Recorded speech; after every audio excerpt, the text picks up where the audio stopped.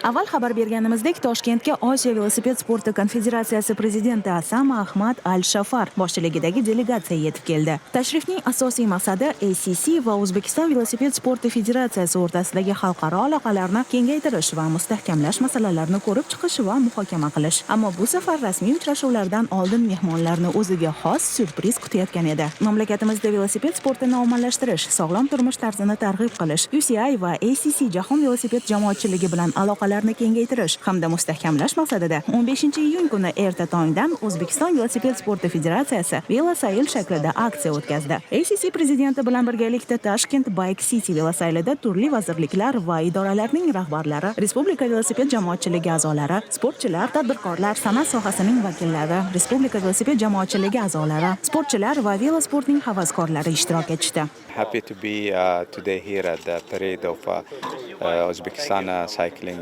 Federation. O'zbekiston velosiped sporti federatsiyasi tomonidan tashkil etilgan velosaylda ishtirok etayotganimdan xursandman. Ko'rib turganingizdek, bu yerda juda ko'p odam yig'ilgan. Shuning uchun men Tanzila Narbayevaga velosiped sportini bunday qo'llab-quvvatlashi uchun minnatdorchilik bildirmoqchiman. Ushbu yosh sportchilarga bir qarang. Ular O'zbekistonda velosportning kelajagi. Bugungi tadbirda nafaqat Osiyo velosiped sporti konfederatsiyasi vakillari, balki turli vazirlik va idoralarning bir qator vakillari, ushbu sport turiga befarq bo'lmagan har bir kishi ishtirok etmoqda. Barchaga sihat, salomatlik va muvaffaqiyatlar tilayman. Biz sport darajasini ko'tarishimiz kerak va bu boradagi ishlarni yurtingizda aniq ko'rib turibmiz. Federatsiya bilan birgalikda biz Toshkentni chinakam velosiped shahriga aylantirish uchun harakat qilamiz. O'z navbatida ushbu miqyosdagi tadbirlar hamda shahar hududida turli xil professional va havaskorlik poygalarining o'tkazilishi uni Bike City xalqaro maqomini olish imkoniyatiga albatta yaqinlashtiradi. Bundan tashqari yuqori boshqaruv organlari vakillari ishtirokidagi bunday tadbirlar dunyoning ko'plab mamlakatlarida kuzatilayotgan sog'lom turmush tarzini targ'ib qilish yo'lida eng yaxshi namunadir. O'ylashimcha juda ham bir yaxshi targ'ibot sifatida bo'ladigan tadbir bo'ladi va barcha fuqarolarimizni, hamshaharlarimizni shu velosipedga minib, o'zini ham sog'lig'ini mustahkamlash va shu bilan birgalikda ozgina bo'lsa ham shu ekologiya va shahrimizni yanada tozaroq, shu ko'rkamroq qilishga hissasini qo'shadi deb o'ylayman. Haydab turasizmi? Albatta vaqt bo'lganda harakat qilaman. Nafaqat Toshkent shahrida, ayrim holatlarda mana viloyatlarga chiqqanda ham o'zim bilan velosipedda olib borib, o'sha tog'li hududlarda bo'ladimi yoki cho'l hududlarimizda minib ko'rsangiz, haqiqatan ham juda ham bir katta bir adrenalin olasiz. Shuning uchun hammaga tavsiya etaman shu vaqt topib shu velosport bilan shug'ullanishga.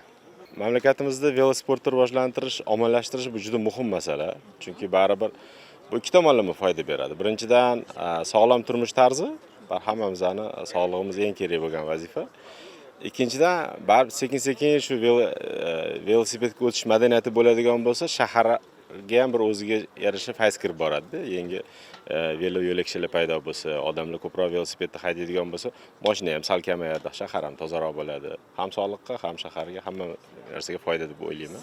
Shuning uchun mana bugun tadbir tashkil qilishgan ekan, taklif qilishuvdi. Qani bir ko'ringlar degan ma'noda biz ham keldik. Shu bahona balki yana ko'proq odam velosiped haydashga o'tar, ko'proq odam o'zining sog'lig'ini o'ylar, ko'proq odam shaharimizni yanada obod bo'lishiga harakatini qilar.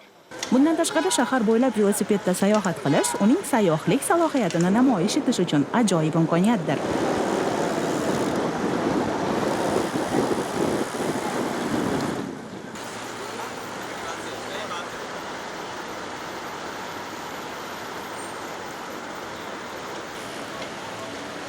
Triatlon federatsiyasi vakillari ham o'zlarining hissiyotlari bilan o'rtoqlashdilar. Ular uchun bu sayl qiyin bo'lgani yo'q.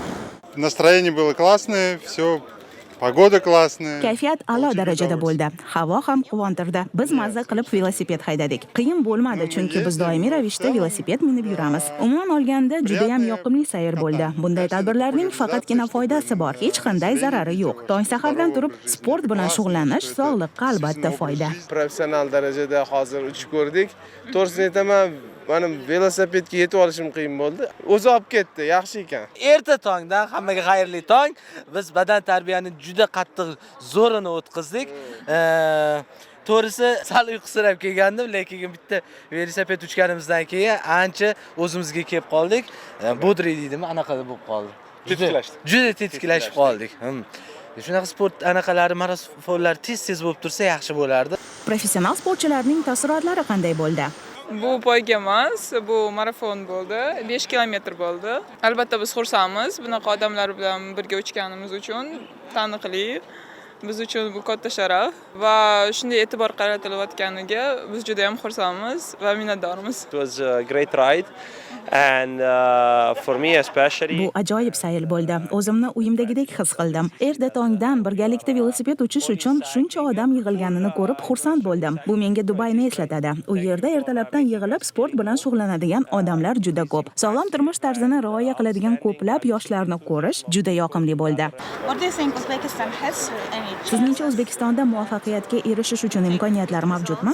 yeah, definitely with these numbers you can Ha, albatta, shuncha sportchi bilan siz boshqacha fikr yurita olmaysiz. Sizda istak bor, maqsadlar qo'yilgan. Faqatgina mashq qilishingiz kerak, natija esa albatta bo'ladi. Orqaga qaramaslik lozim va medallar albatta keladi. Ko'rib turganimizdek, bugun velosport juda muhim va qiyin masalani uddasidan chiqdi. 100 dan ortiq turli xil sohalar vakillarini birlashtira oldi. Mana buni sport kuchi deb aytsa bo'ladi.